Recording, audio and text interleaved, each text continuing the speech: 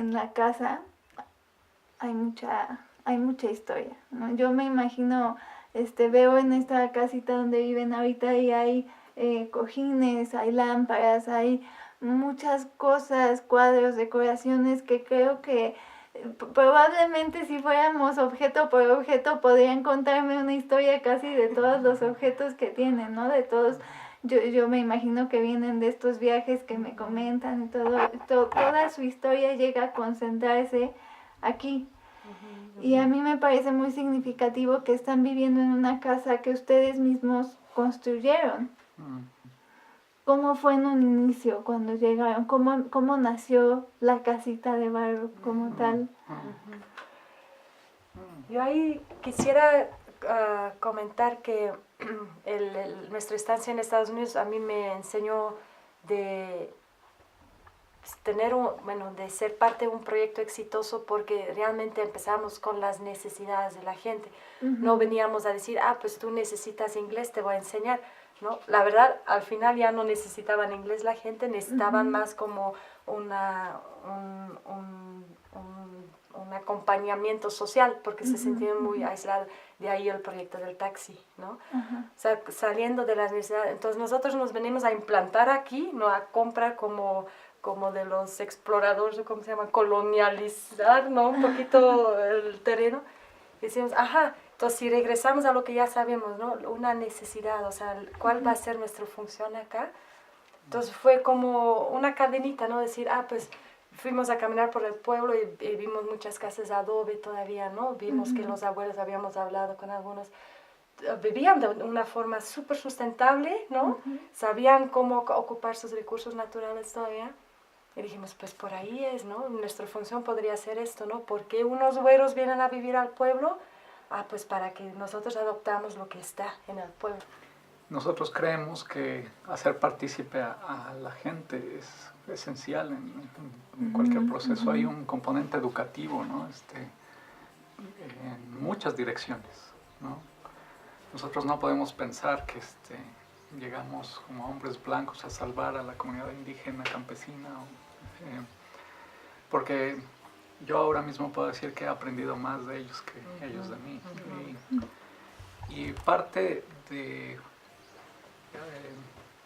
hacer demostrativo esto que pensábamos fue el construir lo que yo llamo un punto de observación, porque eso fue la casita de barro en un inicio. Nos permitió pues incorporarnos a una comunidad que no era la nuestra, ver si éramos bien recibidos y desde aquí, a nivel de cancha, proponer.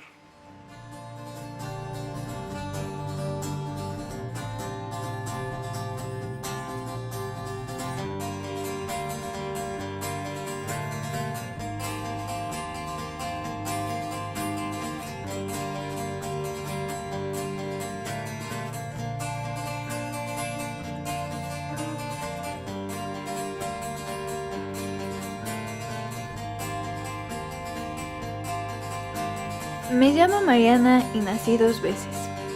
Cuando tenía 19 años, encontraron un tumor en mi cerebro. Tan solo unos días después, pasé por una complicada cirugía y un paro cardiorrespiratorio que me cambiaron para siempre. Los doctores estuvieron 23 minutos intentando resucitarme hasta que por fin regresé a la vida, a esto que me gusta llamar mi segundo nacimiento. Más de 7 años después, tras una serie de aprendizajes, renovación y crecimiento, he decidido emprender una nueva búsqueda. Para aprender a ver la vida desde nuevas miradas, conversaré con personas que, como yo, han vivido sus propios momentos de transformación. Cada conversación será un nuevo episodio que demostrará el profundo amor por la vida que nos une como seres humanos. Descubriré que cuando abrimos nuestro corazón a los demás, nos conocemos a nosotros mismos de maneras en las que nunca imaginamos. Y que día a día somos capaces de construir y reconstruir nuestras vidas.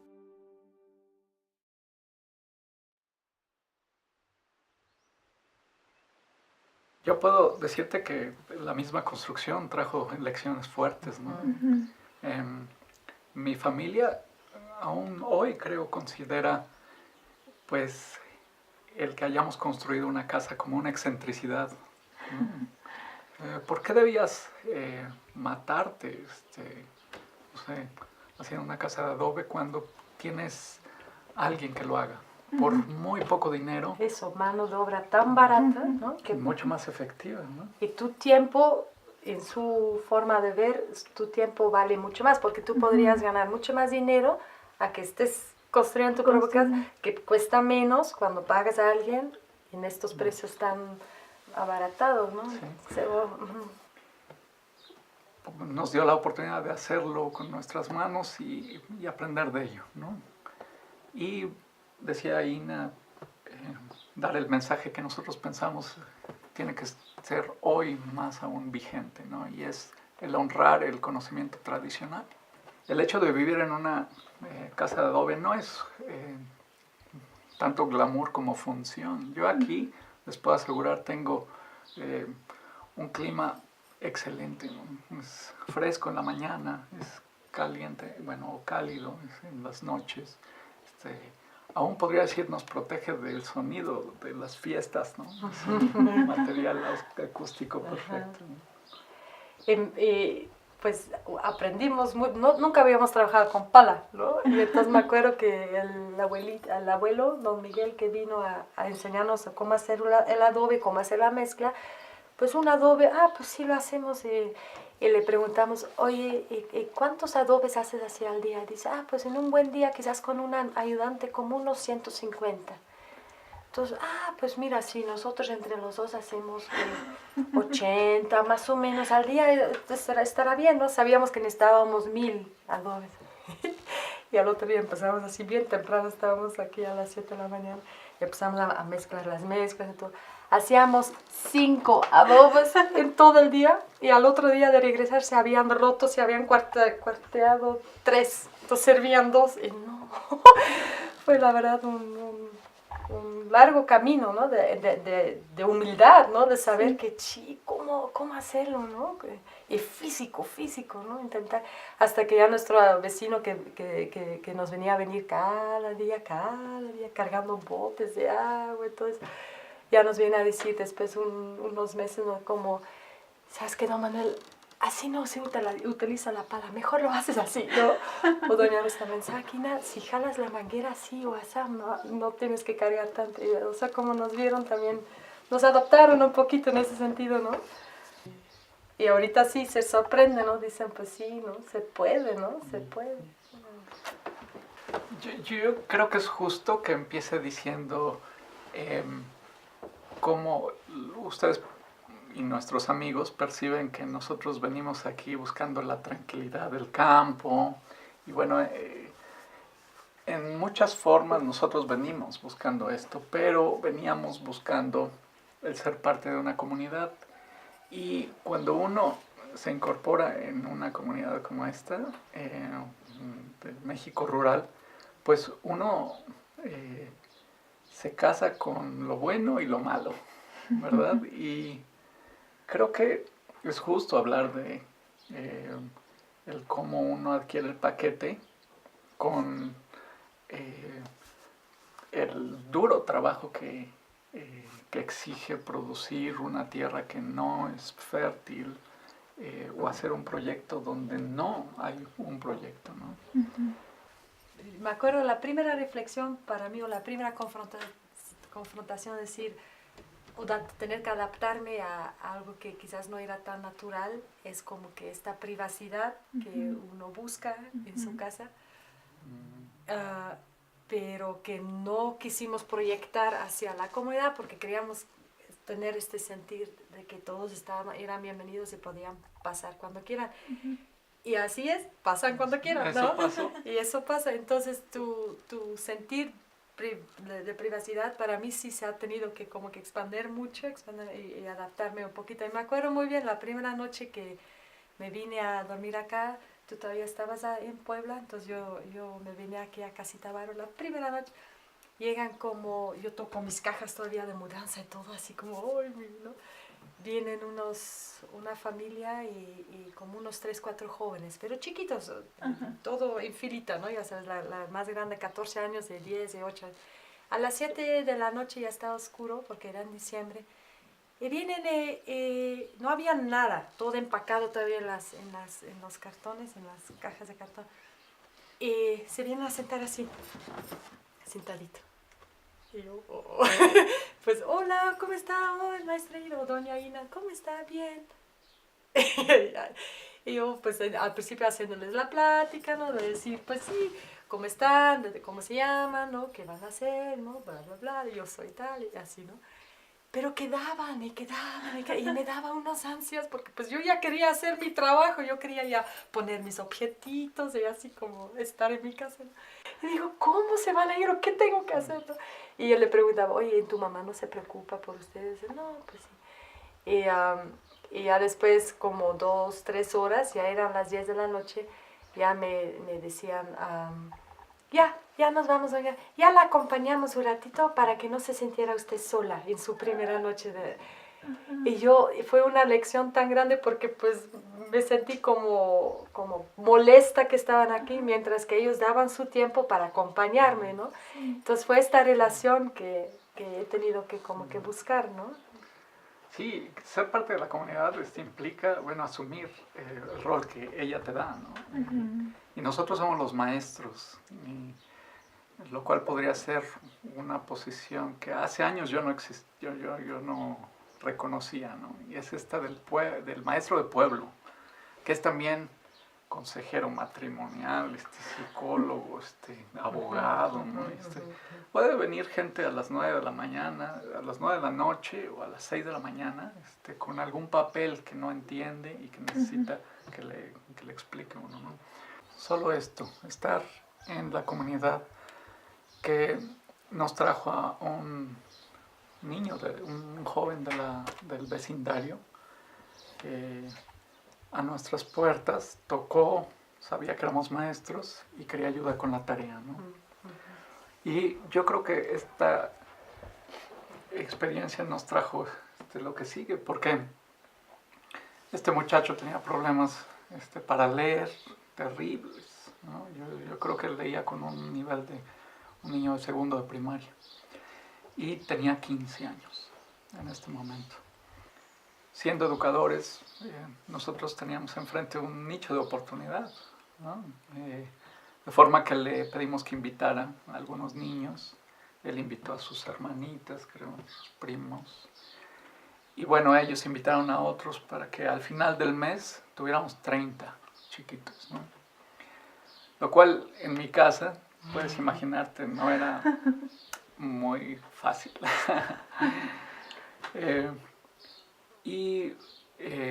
Esto nos dio la oportunidad de empezar a proyectar un lugar digno para ellos y soñar con un modelo de educación de calidad.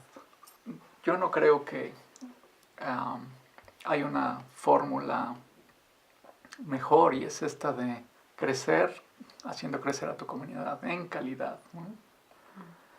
De forma que, pues ahora Ina da clases a muchachos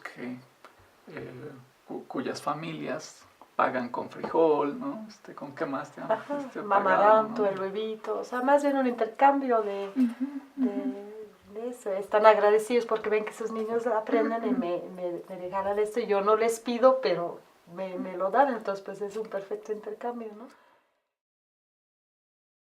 El concepto de tiempo, por ejemplo, también todos tienen siempre tiempo de parar todas sus actividades y platicar contigo, hablar contigo. Cuando uno ya está como, sí, mi combi, mi camión, tengo que estar. O la clase, ocupado. Sí, estoy ocupado, ¿no? O la clase empieza de 3 a 5:30 y a la 1:30 hay niños. Y así como, oye, pero es a las 3. Sí, sí. Pero son la 1:30. Sí, sí. O sea, como que estos parámetros son muy diferentes, ¿no? O tan solo la presencia, ¿no? Muchas, fue su cumpleaños, Manuel, mi vecina dice, pues vamos a hacer tamales, ¿no? Yo, ok, pues no sabiendo qué significa todo eso. Entonces, toda la noche estuvieron aquí adentro, 10 señoras en la mesa haciendo miles de tamales, ya sabes, para la familia, todo. Y en la mañana, otra vez a las 6 de la mañana, porque el tamal no puede cocerse solo, ¿no? Tiene que estar acompañado con todo el grupo. Y yo aquí como, ay, ¿qué hago? No sabía qué hacer con tanto. Pero es la presencia, o sea, ser parte de, no tanto con un objetivo o algo, pero solo estar juntos, ¿no? Estar acompañando. Y es como muy diferente, pero muy bonito cuando entiendes como que este significado, ¿no? Sí. Y yo creo que estos nos dieron la oportunidad de reconstruir nuestro concepto de calidad de vida, ¿no? Eran nuevos elementos, ¿no? Este sentido del tiempo eterno, este sentido de la presencia, ¿no? Indígena, pues eran nuevos para nosotros y creo que pues llegaron a un punto muy demostrativo y es este momento en que el censo del 2010 llega a nuestra casa y bueno, en la forma de una señora joven nos trae una lección fuertísima porque se sienta justamente donde está Ina ahora y nos empieza a hacer preguntas marcianas, ¿no? Yo recuerdo muy bien la primera, su piso es firme. Y después dijo digno. Es un piso digno. Y nosotros, y bueno, sí, está muy digno. Sí, no, pero no era digno, ¿no? Recuerdo que dijo, es de barro. Y movió la cabeza y pues se la pasó moviendo la cabeza porque preguntó si había agua corriente en el baño. Pues algo que no ocurre. El drenaje, ¿no? Si estábamos conectados al drenaje, pues es eso, sí. ¿Tienen televisión? No, pues no. ¿Cuántos cuartos tienen? Pues lo que ves, uno. Pero seguía moviendo la cabeza y para mí esto me dio clara evidencia que para el censo del 2010 nosotros calificamos por debajo de la línea de la pobreza, ¿no? Y me pegó fuerte porque en ese momento yo pues había trabajado con la casa, un ejercicio físico muy demandante. Pero estábamos empezando a cultivar nuestros propios vegetales, estaba comiendo bien, estaba, no sé, respirando aire bueno y yo podría decir que tenía un nivel de vida inmejorable, ¿no? Pero los estándares, ¿no? del censo me estaban diciendo lo contrario.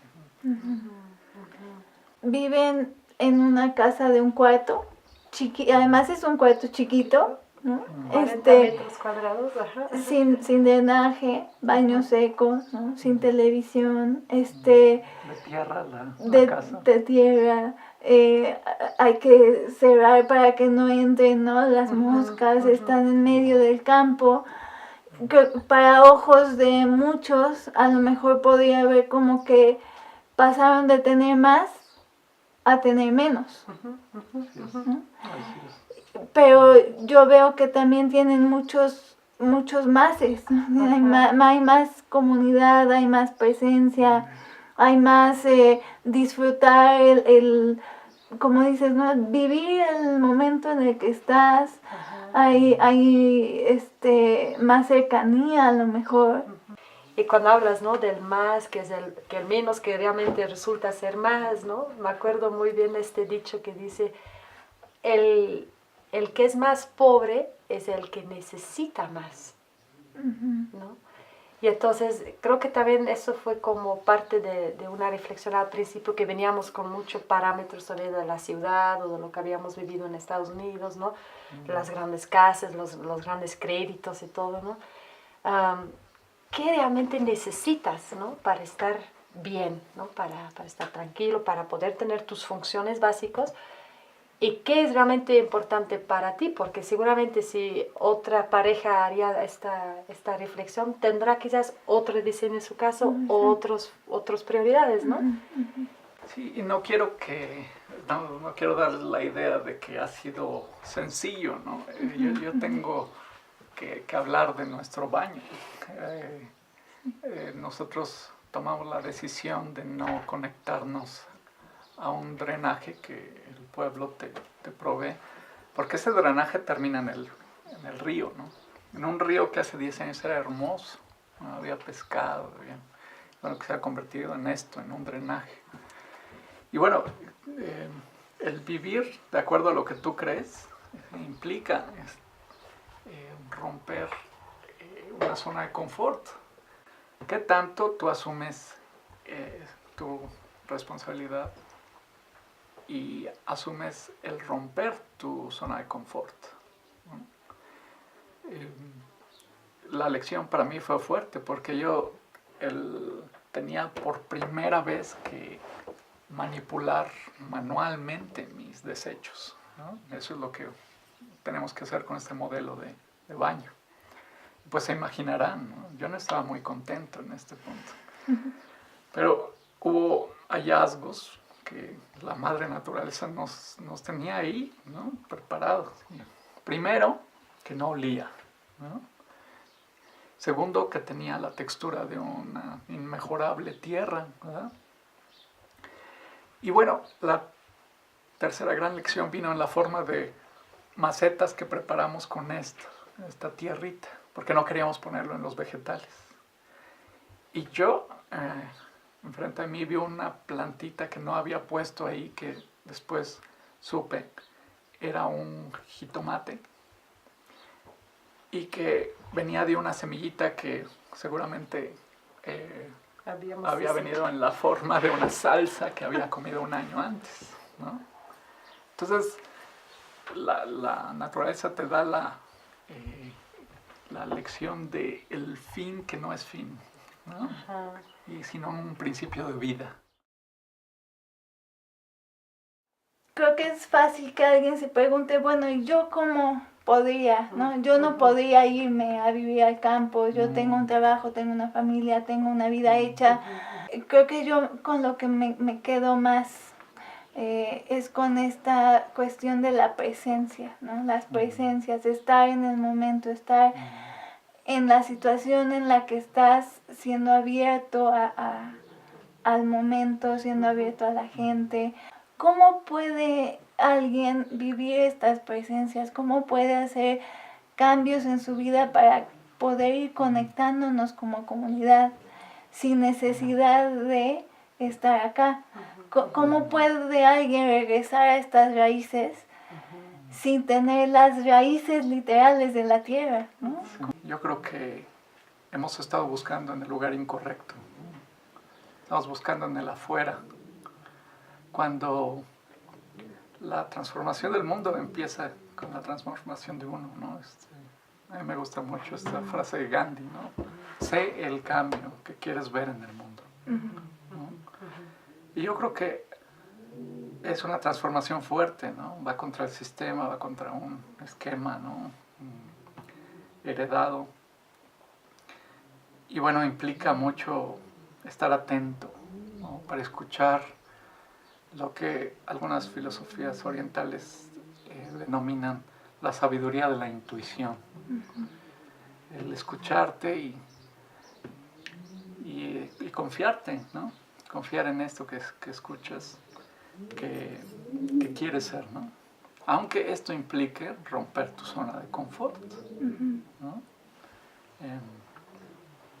Yo no podría pedirle a nadie que hiciera lo que nosotros, porque cada quien tiene su camino. Y, bueno, el nuestro fue un camino muy internacional, nos llevó a los extremos de la tierra y nos trajo a un pueblito, pero bueno, no se puede replicar, ¿me entiendes? Hay un camino para cada quien. Una vez en un grupo que vino, un muchacho se acercó a mí y me preguntó, pero así con mucha como compasión, me preguntó, oye Ina, pero ¿eres realmente feliz lo que estás haciendo? ¿No? Y no tuve que pensar o reflexionar, porque pues la felicidad, claro, viene integrado con momentos difíciles y momentos muy buenos, ¿no? Siempre es el paquete, ¿no? Pero no tuve que parar un segundo y decir, sí, estoy feliz, porque la verdad no me veo haciendo otra cosa, ¿no? Siento que lo que estoy haciendo... Y si puedo pedir algo para el camino que estoy corriendo o caminando, es esto, ¿no? De fortalecer esto todavía mucho más, o de seguir fiel a este sentir, ¿no? De que realmente lo que estoy haciendo es lo que debo estar haciendo y que me causa esta felicidad. Y ojalá pueda, como con las acciones que sigo haciendo, también radiar o contagiar un poquito la felicidad con otros, ¿no? Y que siento como esto, como algo que me impulsa, ¿no? A mí me gusta mucho pensar en esto que dicen sobre la vida como el arte del encuentro, ¿no? Y es a esto que me refería hace un momento, ¿no? Es que esperamos encontrar a alguien, encontrar a algo, encontrar un lugar. Yo creo que este arte del encuentro tiene mucho que decir sobre un encuentro contigo mismo, ¿no? El integrar, ¿no? Lo que tú quieres con lo que te interesa, con lo que eres bueno, ¿no? Casi este dilema que encuentra un recién egresado, ¿no? De una carrera profesional, ¿no? Y bueno, a mí me ha tomado una vida, ¿no? Integrar lo que yo quiero hacer con lo que quiero hacer, con lo que creo que debo hacer. Yo creo que el ser es al final el reto de todos nosotros, ¿no? Seamos lo que seamos.